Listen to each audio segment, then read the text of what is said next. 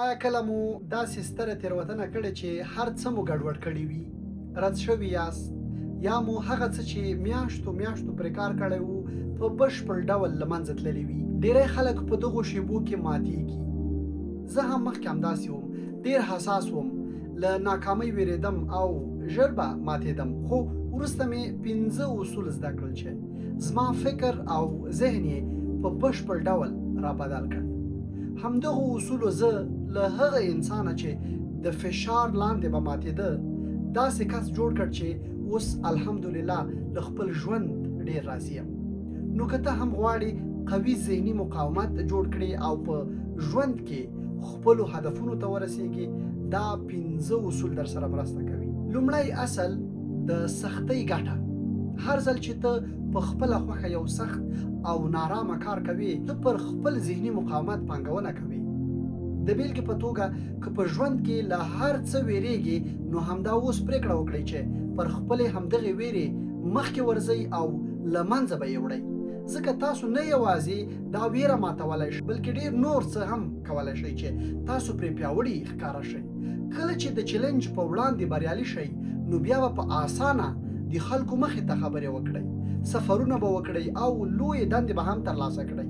کله چې ته قصداً سخت کارونه کوي، ستا ذهن زده کوي چې دا خطر نه دی بلکې دا روزنه ده. کله چې ته سختي انتخابوي، ستا ژوند پراخیږي، او کله چې ترې تېښته کوي، ستا نړۍ راکوچنۍ کیږي. دوهم اصل مسؤلیت منل. هغه خلک چې په ژوند کې پرمختګ کوي او خپلو هدفونو ته رسیږي، یوازې با استعداده نه وي.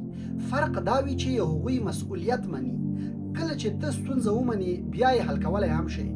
که ته د خپلې ناکامۍ مسؤل یې، نو د راتلونکي بریا واک هم ستا په لاس کې دی. هغه خلک چې تل ځان قرباني ګڼي، هیڅکله ځواکمن کېدای نشي. که فکر کوي نړۍ ستا پر ضد ده، نو بېوسه به اوسې. خو که فکر کوي چې ته د خپل ژوند مسؤل یې، نو نه ماتېدونکی به شي. دریم اصل د احساساتو پر ځای حقایقو ته کتنه. ډېر خلک ځکه نه ناکامیږي چې بریا نشي ترلاسه کولی، بلکې ځکه چې احساسات یې قانع کوي چې دوی مخکې له مخکې بایللي دي. کله چې فشار راځي، دماغ هر څه تر اصلي اندازې لوی او خطرناک ښکاره کوي، خو حقیقت اکثره دومره بد نه وي. نو قانون دا دی: لومړی حقایق، وروسته احساسات.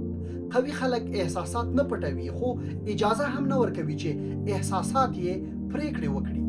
څلورم اصل ژمنتیا قیمت لري. هر څوک خوبونه لري: د بریالي کاروبار، ښو اړیکو، ښه بدن جوړولو، ښه ژوند لرلو. خو اصلي پوښتنه دا نه ده چې آیا دا غواړي او که نه. اصلي پوښتنه دا ده: د دې لپاره څه قرباني ورکولی شي؟ آیا خوب قرباني کولی شي؟ رخصتي قرباني کولی شي؟ آرامي قرباني کولی شي؟ د کورنۍ وخت قرباني کولی شي؟ بریا یوازې مثبت فکر نه غواړي، بریا قرباني غواړي. ژوند کې به په هر صورت سختي وي، نو ښه ده چې د ارزښت لرونکي هدف لپاره یې وزغمو. پنځم اصل دوام تر الهام مهم دی.